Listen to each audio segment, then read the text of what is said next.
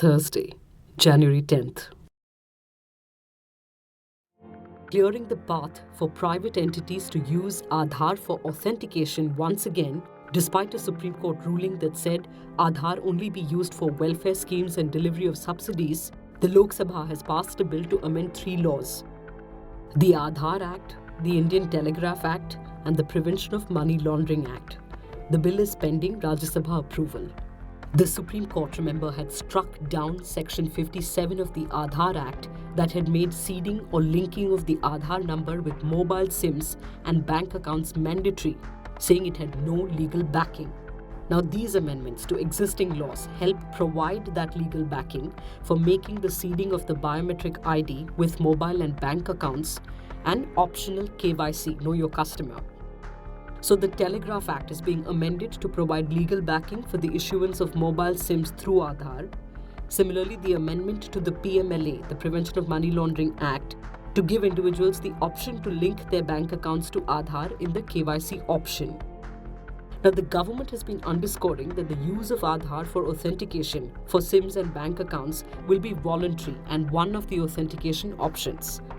But in his analysis of the bill in The Hindu, titled A Renewed Attack on Privacy, lawyer Suhrit Parthasarathy points out that the proposed legislative amendments virtually seek to impose Aadhaar as a prerequisite for the availing of certain services.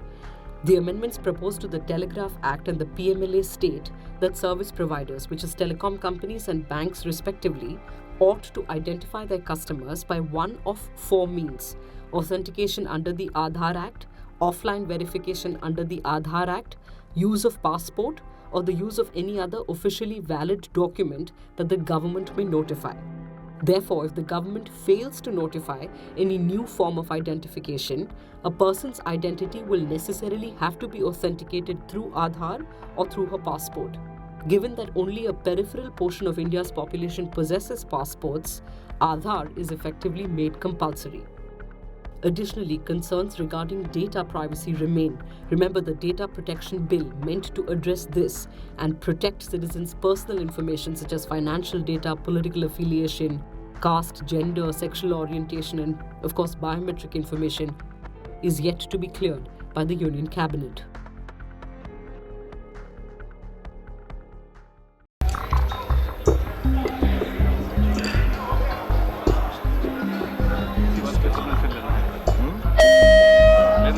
The 124th Constitutional Amendment Bill, permitting reservations for the economically weaker sections among the general category, also known as upper caste quota, has been cleared by Parliament. The bill is passed by the required majority. Let's take a look at 5 issues raised by the opposition during the debate in the Rajya Sabha. 1. The criteria laid down to determine economic backwardness, like household income of 8 lakhs per annum, or ownership of 5 acres of land, would bring a large percentage of Indians within its ambit, making the exercise of reservation meaningless. According to the socio-economic caste census 211, only 8.25% people of rural houses have monthly income of more than 10,000. Only 8.25%. The rest of 92% don't. So how are you going to benefit 92%? Where are you going to get the jobs from when your jobs are decreasing? This is another jumla. कमल का हमला और एक और जुमला. कमल का हमला और एक और जुमला. Then sir, as far as agriculture, आप किसानों की बात कर रहे थे, agriculture 5 एकड़ की land की बात हो रही है. 86% of the people in this country have land holdings which will qualify for reservation. 86%. 2. The government has failed to create jobs. Where are the jobs to reserve for the economically weaker sections? Sir, this bill is actually an acknowledgement of guilt. And what is that guilt? We haven't created jobs in the last 4.5 years. So bring the bill. Sir, this is also very interesting because this bill also redefines India's poverty line. 32 rupees a day. But if we're looking at the number of 8 lakhs a year, this is the new poverty line is 2,100 rupees a day as per this, what's coming after this bill. Because this bill is only taking the word economic and putting it there. That's the easy part. Now you come to the other part, and that's where these people won't happen. Sir, the youth of this country are asking, where are the jobs? You promised us 2 crore jobs. Now you're giving us pakoda nomics. ये fraud और भी upper caste करने आएगा, और वो भी कौन से अपर कास्ट? जो कि गरीब तबका है, गरीबों जो जिनको हक था, जिनके लिए हम लोग कहते आ रहे हैं, हमारी पार्टी कहती आ रही है, हमारी पार्टी की नेता कहती आ रही हैं कि उनको रिजर्वेशन मिलना चाहिए। आप बात करते हैं करोड़ों करोड़ों, जो जब आप भाषण देते हैं यहाँ पर भी और लोकसभा में भी, आपने करोड़ों जो लोग हैं जो अपर कास्ट के, जो गरीब हैं, उनके लिए हम लेकर के आए। कहां तक बेवकूफ बनाने का काम करेंगे? आपके पास लाखों की संख्या में तो नौकरी है नहीं, आपने सारे जितने पब्लिक सेक्टर कॉर्पोरेशन से उनको प्राइवेट कर दिया, आपने नौकरियां लेने का काम कर दिया। 3. The Supreme Court had in the 1992 Indira Sawhney judgment capped reservation at 50%, and this new quota would breach that limit. The apex court had ruled no provision of reservation or preference can be so vigorously pursued as to destroy the very concept of equality. December 2017, when the BJP poll manifesto was being released in Gujarat, and one of the major parties there, the Congress, had put in their poll manifesto something. The BJP, I don't want to quote any Lok Sabha MP, I might as well quote a Rajya Sabha MP. Listen to what he said. He said, when this demand for 50% was made for party rights, he said, this vision is based on a constitutional impossibility. Quota beyond 50% is impossible. So who said this? Not one backbencher from Rajya Sabha. Leader of the House, Arun Jaitley ji, said this in December 2017.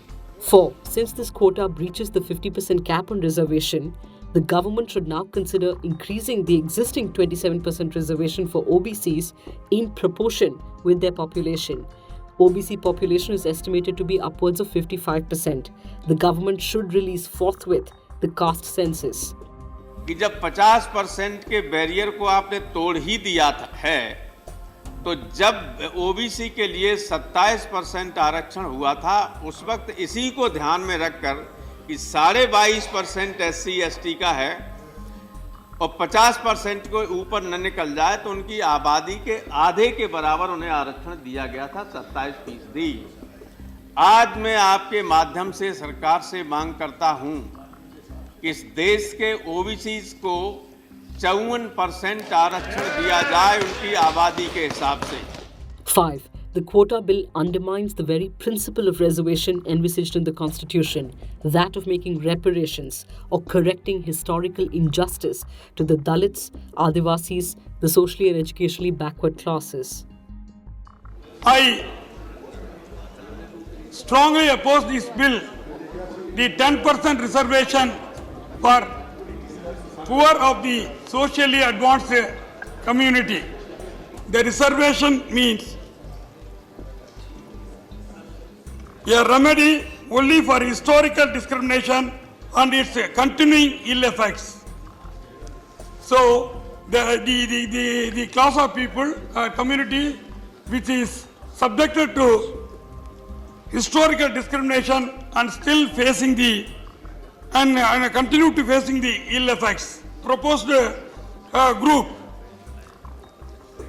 they never subjected to historical discrimination. They are not continuing to face the ill effects.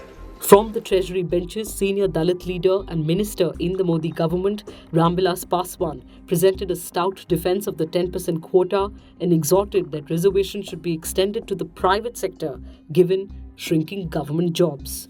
हम जरूर चाहते हैं कि ये जो 60% आरक्षण है, ये 60% आरक्षण के खिलाफ में कोई आदमी सुप्रीम कोर्ट में नहीं जाए।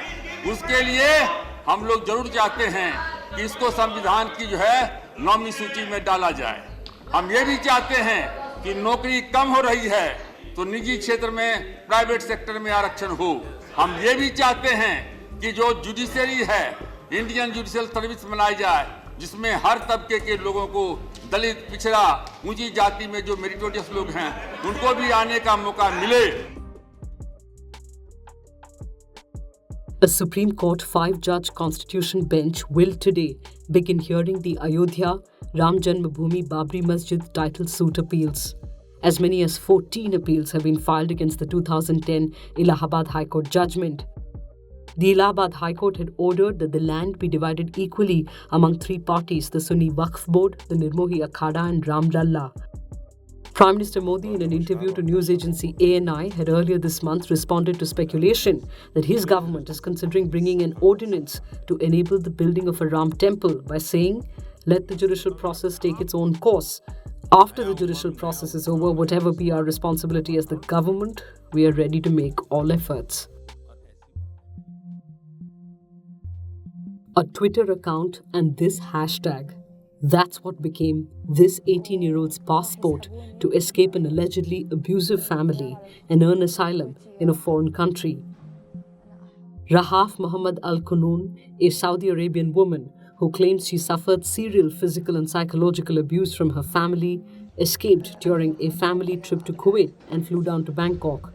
Denied entry into Thailand, trailed by Saudi officials, Kunoon started a Twitter account from Bangkok airport where she posted constant updates of her ordeal. Overnight, she earned the support of activists and journalists worldwide, making #SaveRahaf a global story. Kunoon's first message in Arabic, "I'm the girl who escaped from Kuwait to Thailand. My life is at stake, and I'm now in real danger if I'm forcibly returned to Saudi Arabia," was at 3:20 a.m. Thai time from the Bay Area of the airport. In a series of tweets, she went on to explain that she had renounced Islam, a crime punishable by death in Saudi Arabia. Detained by Saudi and Thai officials, Kunoon constantly broadcast videos with updates. Thousands of people on the internet responded. As Saudi officials threatened to put her on a Kuwait Airlines flight home, Kunoon barricaded herself in her airport hotel room, refusing to come out till the United Nations was contacted for an asylum application. Responding to the huge online support, the Thai government on Tuesday allowed Rahaf to enter Bangkok while the UN is vetting her request for asylum.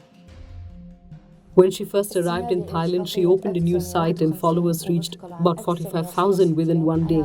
"I wish you had taken her phone, it would have been better than taking her passport," a Saudi diplomat told Thai immigration officials, reports Reuters. But then, in the words of Phil Robertson, Deputy Asia Director for Human Rights Watch to the news agency, "Everybody was watching.